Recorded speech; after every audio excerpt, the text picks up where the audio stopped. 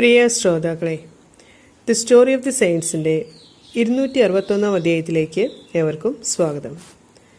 വിശുദ്ധ മോണിക്കയ്ക്ക് ശേഷം ഈ ആഴ്ച തിരുസഭയുടെ വേദപാരംഗതനായ വിശുദ്ധ അഗസ്റ്റീനോസിനെ കുറിച്ചാണ്.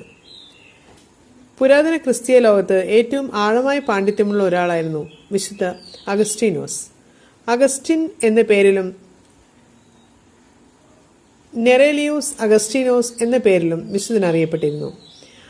354 നവംബർ 13 ഉത്തരാഫ്രിക്കയിലെ തഗാസ്തയിലാണ് ഔറേലിയൂസ് അഗസ്റ്റീനോസ് ജനിച്ചത്. വിശുദ്ധന്റെ മാതാവായിരുന്ന മോനിക്ക ഒരു ദൈവഭക്തിയായിരുന്നെങ്കിലും അദ്ദേഹത്തിന്റെ പിതാവായിരുന്ന പെട്രീഷ്യസ് ഒരു അവിശ്വാസിയായിരുന്നു.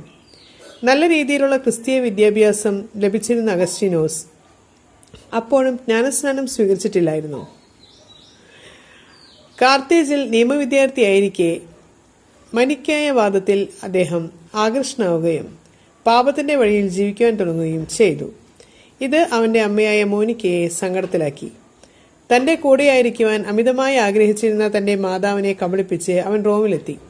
അവനെ ഓർത്ത് കരയുവാനും പ്രാർത്ഥിക്കുവാനും മാത്രമേ മോനിക്കയ്ക്ക് സാധിക്കുമായിരുന്നുള്ളൂ. അവളുടെ സങ്കടം കണ്ട് ഒരിക്കൽ ഒരു മെത്രാൻ ഇങ്ങനെ പറഞ്ഞു: ഒരുപാട് കണ്ണുനീരിന്റെ ഈ പുത്രൻ നഷ്ടപ്പെടുകയില്ല. എന്നാൽ തിന്മയുടെ ശക്തി അഗസ്റ്റീനോസിനെ കൂടുതൽ ധാർമ്മിക അധപതനത്തിലേക്കായിരുന്നു നയിച്ചുകൊണ്ടിരുന്നത്. പതിയെ പതിയെ തുടർച്ചയായി മോനിക്കയുടെ പ്രാർത്ഥന ഫലം കണ്ടു തുടങ്ങി. സുഖലോലപരമായ ജീവിതത്തിന്റെ ശൂന്യതയെയും മനുഷ്യഹൃദയത്തിന്റെ അഗാധതയെയും അദ്ദേഹം മനസ്സിലാക്കി. ഭൗതികമായ സുഖങ്ങൾ ആ അഗാധതയിലേക്ക് എറിയുന്ന ചെറിയ കല്ലുകളാണെന്ന വസ്തുത അദ്ദേഹത്തിന് പതിയെ പതിയെ ബോധ്യമായി തുടങ്ങി. ദൈവത്തിൽ വിശ്രമിക്കാത്തിടത്തോളം ഹൃദയം അസ്വസ്ഥമായിരിക്കും എന്ന തിരിച്ചറിവ് അദ്ദേഹത്തിനുണ്ടായി. മോനിക്കയുടെ കണ്ണുനീരിന്റെയും പ്രാർത്ഥനയുടെയും ഫലമായി അഗസ്റ്റീനോസ് മാനസാന്തരപ്പെടുകയും 357 ഈസ്റ്റർ രാത്രിയിൽ ജ്ഞാനസ്നാനം സ്വീകരിക്കുകയും ചെയ്തു. മിലാനിലെത്തിയ വിശുദ്ധന്റെ മാതാവായ മോനിക്ക വളരെ സന്തോഷത്തോടു കൂടിയാണ് അഗസ്റ്റീനോസിന്റെ ജീവിതത്തിലെ ഈ മാറ്റം കണ്ടത്. അഗസ്റ്റിന്റെ ജീവിതത്തിലെ ഏറ്റവും മഹത്തായ സംഭവമായ ജ്ഞാനസ്നാനത്തിന് സാക്ഷ്യം വഹിച്ചത് അദ്ദേഹത്തിന്റെ മാതാവായിരുന്നു. അഗസ്റ്റീനോസും തന്റെ മാതാവിനൊപ്പം ആഫ്രിക്കയിലേക്ക് മടങ്ങി. മടക്കയാത്രയിൽ ഓസ്ട്രിയയിൽ വെച്ച് അവന്റെ മാതാവ് മരണമടഞ്ഞു. തന്റെ മകനെ ഒരു രണ്ടാം ജന്മം നൽകുവാൻ കഴിഞ്ഞുവെന്ന സന്തോഷത്തിലാണ് അവൾ മരിച്ചത്. 388 അദ്ദേഹം തഗാസ്തയിൽ തിരിച്ചെത്തുകയും തന്റെ സുഹൃത്തുക്കൾക്കൊപ്പം സാധാരണ ജീവിതം നയിച്ചു വരികയും ചെയ്തു. പിന്നീട് തന്റെ സ്വത്തുക്കളെല്ലാം പാവങ്ങൾക്ക് വീതിച്ചു നൽകിയ ശേഷം 391 ഹിപ്പോയിൽ വെച്ച് അഗസ്റ്റീനോസ് പൗരോഹിത്യ പട്ടം സ്വീകരിക്കുകയുണ്ടായി.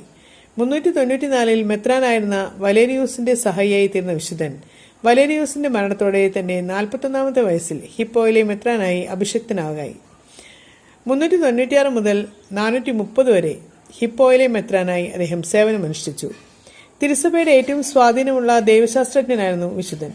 പ്രത്യേകിച്ച് ത്രിത്വൈക ദൈവം, പുണ്യം, സഭ എന്നിവയെക്കുറിച്ചുള്ള സിദ്ധാന്തങ്ങളിൽ വിശുദ്ധന്റെ ജ്ഞാനം വളരെ വലുതായിരുന്നു. ഒരു നല്ല പ്രഭാഷകനും എഴുത്തുകാരനും അപാരമായ ആത്മീയതയുമുള്ള ആളായിരുന്നു അദ്ദേഹം.